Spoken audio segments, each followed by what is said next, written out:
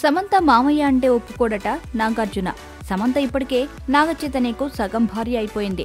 ఇంకొన్ని నెలల్లో లాంఛనంగా పూర్తయిపోతుంది. ఆమె పూర్తి స్థాయిలో అక్కినేని వారి కోడలైపోతుంది. అప్పటి వరకు ఆగకుండా ముందు నుంచే ఆమెతో మామ అని పిలిపించేసుకుంటున్నాడట నాగార్జున. మొన్న మధ్య నాగ్ సమంతతో సాగించిన వాట్సాప్ సంభాషణకు సంబంధించి ఒక స్క్రీన్ షాట్ బయటపెట్టిన సంగతి తెలిసిందే. అందులో నాగ్ను సమంత మామ అనే సంబోధించింది.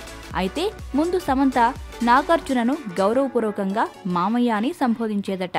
కానీ అలా అంటే తన వయసు ఎక్కువ అన్న ఫీలింగ్ వచ్చేస్తుందేమో అని నాగ్ అలా అనొద్దని అనేశాడట. మామయ్యను మామగా కుదించాడట. మన సినిమా దగ్గర నుంచే సమంత నాతో క్లోజ్ అయింది. చేతుతో కమిట్ అయ్యాక కూడా నన్ను సార్ అనే పిలిచేది. కానీ ఆమెతో పట్టుబట్టి మామ అని పిలిపించుకున్నా. మామయ్య అంటే వయసు ఎక్కువైన ఫీలింగ్ కలుగుతుందని అలా పిలిపించుకోవట్లేదు అని నాగార్జున తెలిపాడు.